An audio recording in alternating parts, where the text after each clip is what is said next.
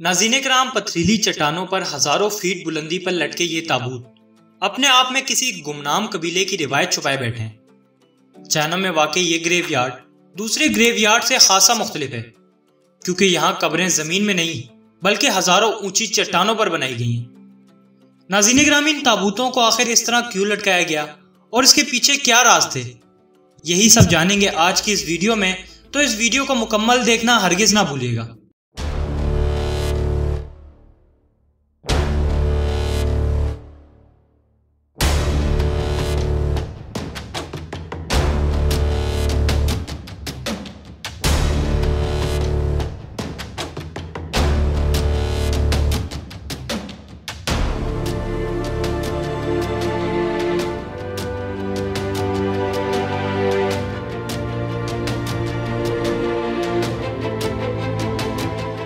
नाज़रीन किराम, ZTV की वीडियो में दिल की अता गहराइयों से खुशामदीद। नाज़रीन, चाइना के सिचुआन और यूनान प्रोविंस में वाक़ई ये ग्रेवयार्ड किसी एक चट्टान या पहाड़ पर नहीं बल्कि इन दोनों प्रोविंसेस में कई छोटी बड़ी चट्टानों पर वाक़ई है, जहाँ कई ताबूत 100 फीट और कई ताबूत तो 400 फीट तक की बुलंदी पर देखे जा चुके हैं। नाज़रीन किराम, अभी तक चाइना में टोटल 131 ऐसे लटके हुए ताबूत दरियाफ्त हो चुके हैं, जिनमें से कई ताबूत तो 3000 साल से भी पुराने। दोस्तों, लाइमस्टोन की इन खड़ी और सीधी चट्टानों पर चढ़ना, वहां ताबूत के लिए बांस और लकड़ियां लगाना और उसके बाद इतने भारी ताबूत को इन लकड़ियों पर बिना किसी गलती के रख पाना, ये एक ऐसा काम है जो आज के इतने जदीद दौर में भी मशीन्स के जरिए भी कर पाना बहुत चैलेंजिंग है। तो नाज़रीन, आखिर ये काम हजारों साल पहले किस तरह किया गया था और आखिर ये सब करने का मकसद क्या था? क्या उन लोगों के पास जमीन नहीं थी या ये लोग रहते ही पहाड़ों में थे? नाज़रीन किराम, लोकल्स का मानना है कि ये लोग ऐसी मखलूक थे जिनके पास उड़ने की ताकत मौजूद थी, पर क्या इस बात में कोई हकीकत भी है या ये सिर्फ एक अफसाना है? नाज़रीन, 3000 साल पहले चाइना के प्रोविंस सिचुआन और यूनान में बो के नाम से एक कबीला आबाद था।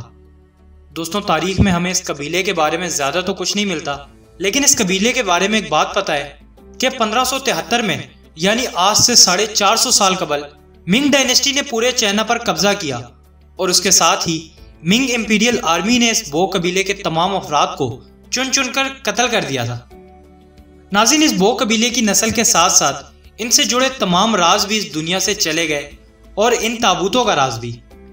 नाज़रीन किराम, सेंट्रल चाइना का यह हिस्सा हजारों मील पर फैले पहाड़, चट्टानों और जंगलों से घिरा हुआ है और यहाँ ज्यादातर चट्टानें इस कदर वीरान है कि यहाँ आज तक कोई नहीं जा सका। नाज़रीन किराम, कुछ चट्टानें जो आबादी से करीब हैं वहाँ ये ताबूत देखे गए, लेकिन ये चट्टानें इस कदर नोकीली और फ्लैट हैं कि इन ताबूतों तक पहुँच पाना बहुत मुश्किल काम है। नाज़रीन, रिसर्चर्स ने जब किसी तरह इन ताबूतों तक पहुँचकर इनमें से कुछ सैंपल लिए तो पता चला इनमें से एक ताबूत 3000 साल पुराना भी है और इसी से पता लगता है कि बो कबीले के लोग 3000 साल पहले भी इस जगह आबाद थे। नाज़रीन, आर्कियोलॉजिस्ट का मानना है कि इस जगह मुख्तलिफ चट्टानों में हजारों ताबूत जरूर होंगे, क्योंकि जो कबीला 3000 साल से यहाँ रह रहा था उसके सिर्फ 131 ताबूत तो किसी सूरत नहीं हो सकते। नाज़रीन किराम, इन ताबूतों के बारे में खास बात यह भी थी कि इन्हें लकड़ी के सिंगल पीस में बनाया गया था, लेकिन आर्कियोलॉजिस्ट का यह कहना भी है कि उस दौर में सिर्फ एक ही टूल था और वो थी कुल्हाड़ी। यानी बो कबीले के लोग सिर्फ एक कुल्हाड़ी की मदद से दरख्तों के तनों को इन ताबूतों में ढालते थे। नाज़रीन, China exploration and research society ने पूरी दुनिया से मुख्तलिफ आर्कियोलॉजिस्ट को बुलाया और उनके साथ मिलकर इन ताबूतों के पीछे मौजूद राजों पर से पर्दा हटाने का सोचा, ताकि इस मिस्ट्री को सॉल्व किया जा सके। प्रोविंस यूनान में एक चट्टान पर 6 कॉफिन्स एक जगह लटके थे। टीम ने वहां तक पहुंचने का प्लान बनाया। नाज़रीन, इन ताबूतों तक डायरेक्ट पहुंच पाना किसी एक्सपर्ट क्लिफ क्लाइंबर के लिए भी खासा मुश्किल था।